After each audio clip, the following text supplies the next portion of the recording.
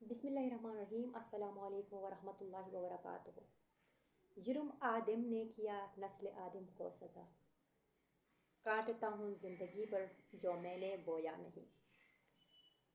ناظرین کرم، حضرت آدم علیہ السلام اور حضرت بی بی حوا کو پیدا فرمانے کے بعد اللہ تبارک و تعالیٰ نے حضرت آدم علیہ السلام سے فرمایا وَقُلْنَا يَا آدَمُ اسْكُنْ أَنْتَ وَزَوْجُكَ الْجَنَّةَ وَكُلَا مِنْهَا رَغَدًا حَيْثُ شِئْتُمَا وَلَا تَقْرَبَا هَٰذِهِ الشَّجَرَةَ فَتَكُونَ مِنَ الظَّالِمِينَ۔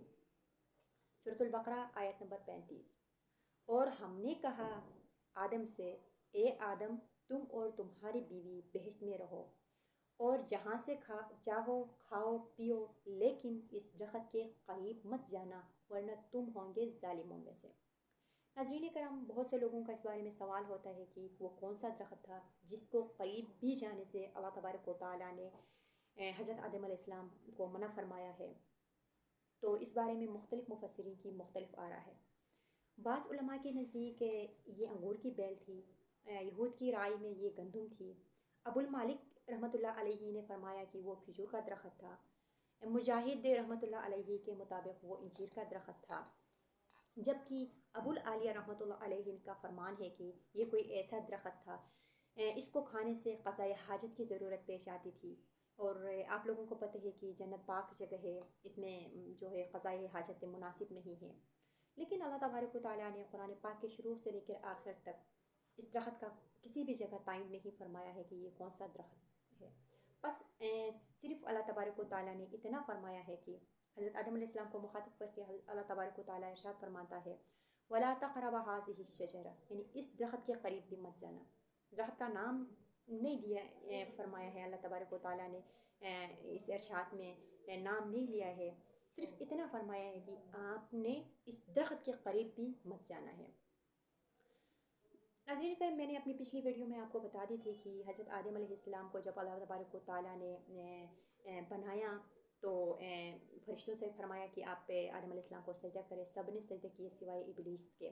تو اس دوران شیطان نے اللہ تبارک و تعالیٰ سے چیلنج کیا تھا کہ میں آپ کی بنائی ہوئی مخلوقات میں سے انسان کو تا قیامت بہکاتا رہوں گا۔ تو اللہ تبارک و تعالیٰ نے ارشاد فرمایا تھا اسی وقت کی بہکاتا رہو جتنا آپ بہکا سکتے ہو، جن کو آپ بہکاؤ گے وہ ہم میں سے نہیں ہوں گے، یعنی جو میرے حکم کی تعمیل کرے گا، جو صراط المستقیم پر مضبوطی سے قائم رہے گا، جو مجھ پر پکا ایمان لائے گا، جو میرے احکامات پہ عمل پیرا ہوگا، وہ آپ کے بہکاوے میں کبھی نہیں آئے گا، اور جن لوگوں کو، جس انسان کو آپ بہکاؤ گے وہ ہم میں سے نہیں ہوگا، یعنی وہ ایمان کے تقاضے پورا نہیں کرے گا۔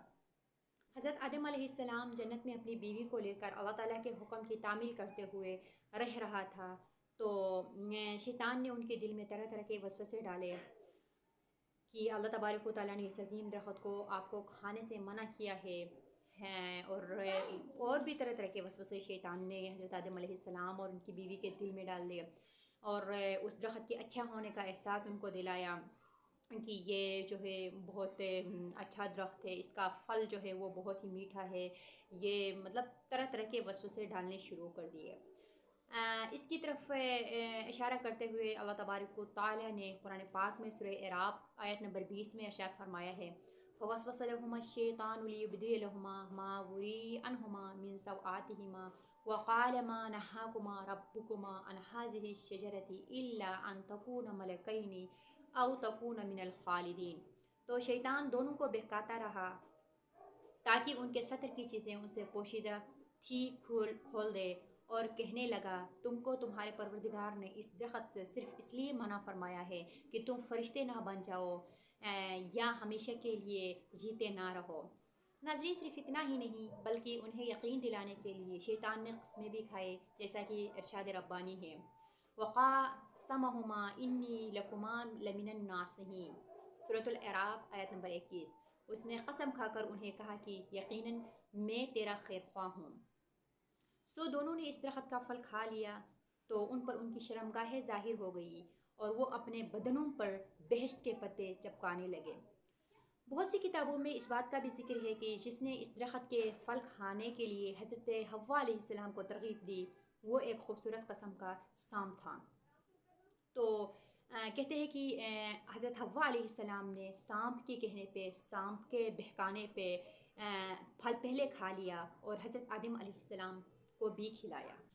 جب حضرت آدم علیہ السلام اور حضرت حوا علیہ السلام نے شجر ممنوع کو کھا لیا تو اللہ تبارک و تعالیٰ نے ارشاد فرمایا اہبطوا بعضکم لبعض عدو وَلَكُمْ فِي الْأَرْضِ مُسْتَقَرٌّ وَمَتَاعٌ إِلَىٰ حِینٍ، تم سب بہشت سے اتر جاؤ، اب تم ایک دوسرے کے دشمن ہو اور تمہارے لیے ایک وقت تک زمین پر ٹھکانہ اور زندگی کا سامان کر دیا گیا ہے۔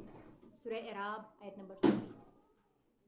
حضرت ابو ہریرہ رضی اللہ تعالیٰ عنہ فرماتے ہیں کہ نبی صلی اللہ علیہ وآلہ وسلم نے فرمایا حضرت آدم علیہ السلام کو جمعے کے دن پیدا کیا گیا، جمعے کے دن جنت میں داخل کر دیا گیا اور جمعے کے دن ہی جنت سے نکالا گیا۔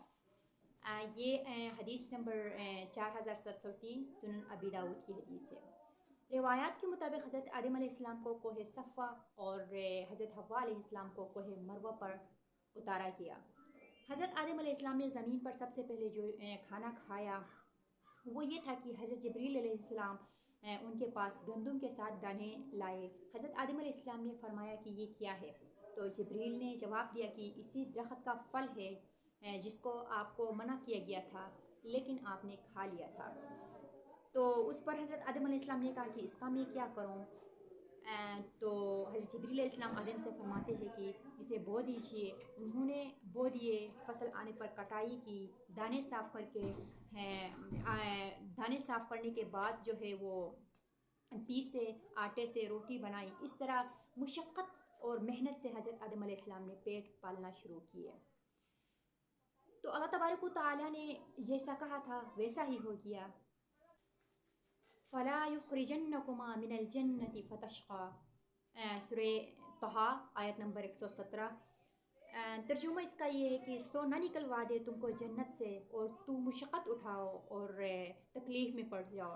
اللہ تبارک و تعالیٰ نے یہ پہلے ہی حضرت آدم علیہ السلام کو خبردار کیا تھا کہ شیطان کے بہکاوے میں آ کے یا شیطان کے کہنے پہ یا شیطان آپ کو اس بات کی ترغیب نہ دے کہ آپ زندگی بھر مشقت اٹھائے، پیٹ پالتا رہو۔